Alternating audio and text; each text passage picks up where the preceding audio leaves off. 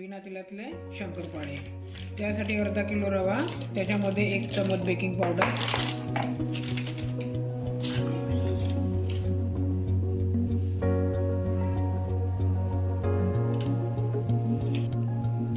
दोन चमच गरम करून तेल टाकायचं किंवा तूप टाकायचं, दोन्ही टाकू शकता तुम्ही.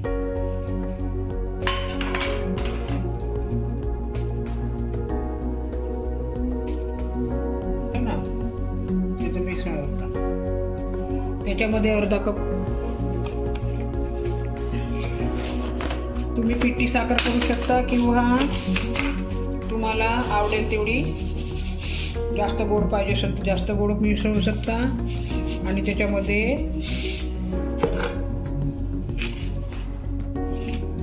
अर्धा कप साखर टाकू शकता. जास्त गोड पाहिजे असेल तर जास्त साखर टाकू शकता, तुम्हाला कमी गोड पाहिजे तर कमी साखर टाकू. आता सगळं मिक्स करायचं. याच्यामध्ये थोडा स्वादानुसार तुम्ही जिरा सुद्धा आणि ओवा सुद्धा टाकू शकता, टेस्ट चांगली येते. हे सगळं मिश्रण छान दुधाने किंवा पाण्याने भिजवून टाकायचं. दूध किंवा पाण्याने आपण जेव्हा कणिक भिजवतो त्या पद्धतीनं छान भिजवून टाकायचं.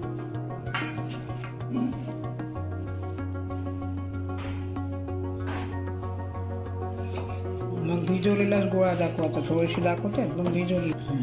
तुम्हाला जर नाही पसंत आले जो ओवा किंवा जिरा तर मग त्याच्यामध्ये विलायची आणि जायफळ सुद्धा टाकू शकता. जशी टेस्ट आवडली त्या पद्धतीने तुम्ही करू शकता. छान असा मळून घ्यायचं. काही 5-10 मिनिट याला झाकून ठेवून द्यायचं, चांगला मळते.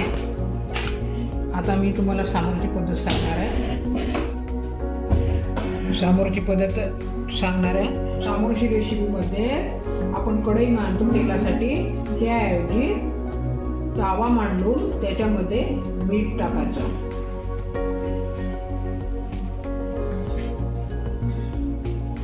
आता आपण समोरची रेसिपी सांगत आहोत. गोळा आता भिजत राहते 5 मिनिट, तोपर्यंत आपण कढई मांडण्याऐवजी तवा मांडायचा आणि छान याच्यामध्ये मीठ असा चांगला असा पसरवून घ्यायचा.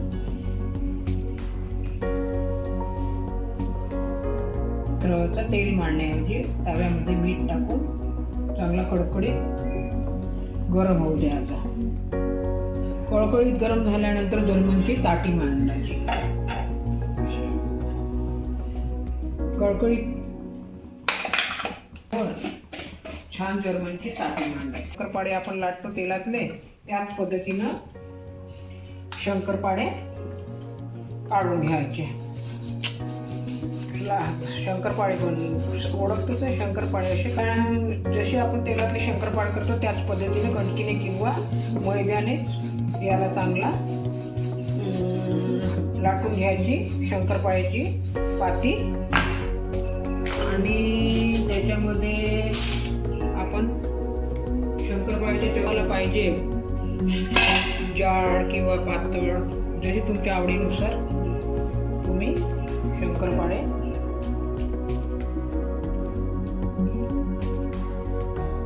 कापून घेऊ शकता.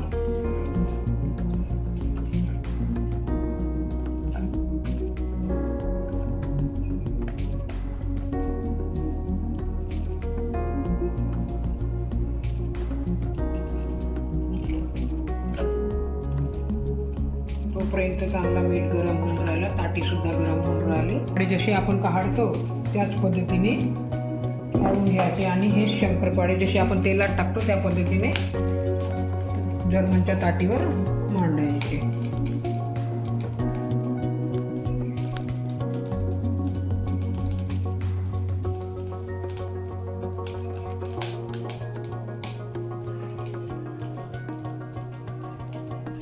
जसे आपण तेलामध्ये टाकतो त्याच पद्धतीने ताटीवर जेवढे आपण शंकरपाळे मावू शकतात तिथपर्यंत आपण टाकून घ्यायचे. छानपैकी याला पसरवून घ्यायचे चांगली भाजीपर्यंत. हे शंकरपाळे पूर्ण याच्यामध्ये ताटीमध्ये आपण पसरवून घेतले. जसे आपण तेलामध्ये टाकतो त्याऐवजी आपण पिठावर याला शेकून घ्यायचे ना. आता याच्यावर वाफ पूर्ण इकडे तिकडे जाऊ नाही द्यायचं, वरतून झाकण ठेवून द्यायचं. मंद आचेवर छान भाजून घ्यायचे आणि याच्यावर झाकण ठेवायचे. वाफ गेली नाही पाहिजे याच्यासाठी झाकण ठेवायचे. आणि पावर तुम्ही मध्यमही ठेवू शकता किंवा फुल पण ठेवू शकता. लवकर जर व्हायचे असेल फुल ठेवा, नाही तर मध्यम ठेवला तरी चालेल.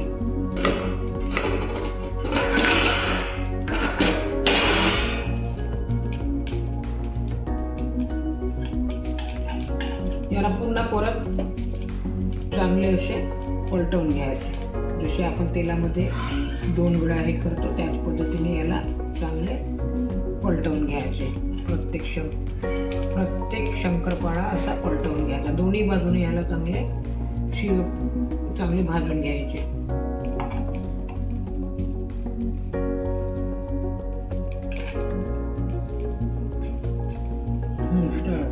प्रत्येक शंकरपाळा दोन्ही बाजूनी पलटवून घ्यायचे.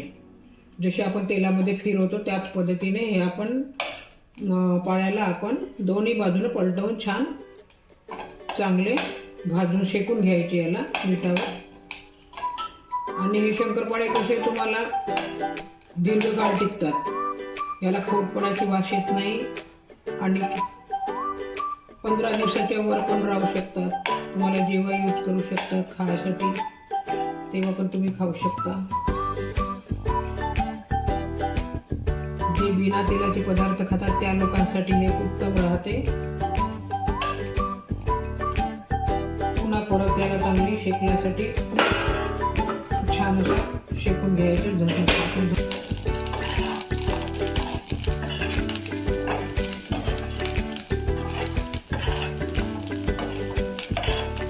छान तेलामध्ये आपण जसे करतो त्याच पद्धतीने याला पण आपण करू शकतो.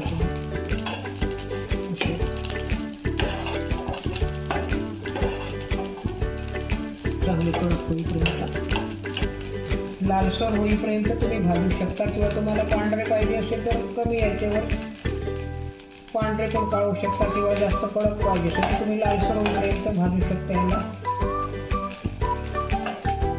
खायसाठी अत्यंत उत्तम लागतं आणि तेल नसल्यामुळे हा दीर्घकाळ पदार्थ टिकतो.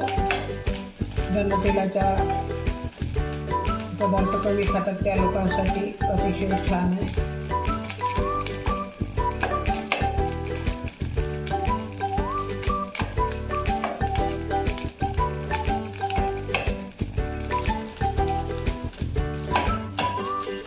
झाऱ्याऐवजी तुम्हाला सरुता वापरावा लागते याच्यामध्ये.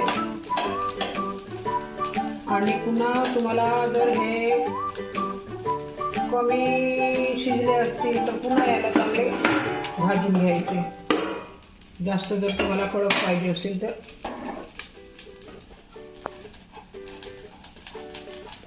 हे बघा किती छान मोकळे आणि पद्धतशीर झाले शंकरपाळे. आणि हे कडक येतात, थंड झाल्यावर छानपैकी कडक सुद्धा येतात. छान जशी नानखटाई लागते त्या पद्धतीनेच हे शंकरपाळे सुद्धा लागतात. जशी नानखटाई बनवते त्या पद्धतीनेच हे शंकरपाळे जशी नानखटाई लागते त्याच पद्धतीने हे सुद्धा लागतात. पद्धतशीर आता बघ चांगले असे कडक झाले. जसे आपण तेलामध्ये आलटून पालटून असे फिरवतो त्याच पद्धतीने सरुत्याने याला चांगले असे भाजून घ्यायचे तेल मिठावर छान जसे. आणि हे लालसर सुद्धा होऊन राहिले आणि थंड झाल्यावर छान जसे नानखटे लागते त्याच पद्धतीने याची टेस्ट सुद्धा येते. हे झाले आपले पूर्ण चांगले छान खरपूस झालेले बिना तेलाचे शंकरपाळे. हे दीर्घकाळ सुद्धा टिकतात. आणि हे खाण्यासाठी बिलकुल नानखटाई ज्या पद्धतीने लागते त्याच पद्धतीने याची टेस्ट सुद्धा राहते. हे आता आपल्याला काढताना थोडा कठीण काहीच नाही आहे. याच्यामध्ये छानशीने अशी उचलाची ताटी आणि थंड झाल्यावर प्लेटमध्ये घ्यायचं.